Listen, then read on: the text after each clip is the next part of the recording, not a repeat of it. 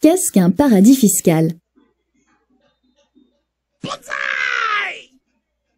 Les entreprises sont imposées sur leurs bénéfices et les ménages sur leurs revenus. Ils peuvent chercher à réduire le montant de leurs impôts en transférant leurs bénéfices ou leurs revenus dans un paradis fiscal.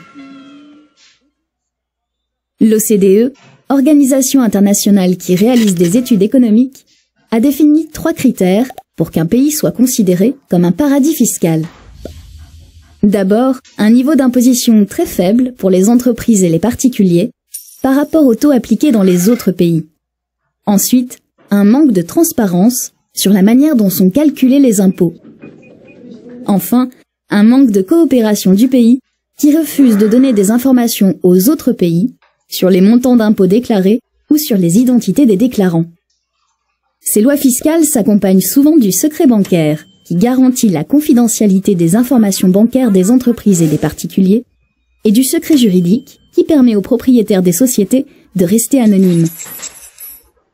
Les administrations fiscales des autres pays n'ont alors aucun moyen de connaître les sommes qui leur échappent, que ce soit en consultant les déclarations fiscales, les comptes bancaires ou encore les statuts de société. Prenons le cas d'une entreprise. Pour transférer ses bénéfices dans un paradis fiscal, elle peut créer une holding, domiciliée dans le pays, sorte de société fictive qui la contrôle. L'objectif est de transférer le maximum de ses bénéfices vers cette holding. Pour cela, la holding vend à l'entreprise des biens et des services à un prix artificiellement élevé. L'entreprise a plus de charges à payer, génère moins de bénéfices et paye donc moins d'impôts. La holding, quant à elle, aura davantage de bénéfices, mais ils seront peu imposés grâce au paradis fiscal.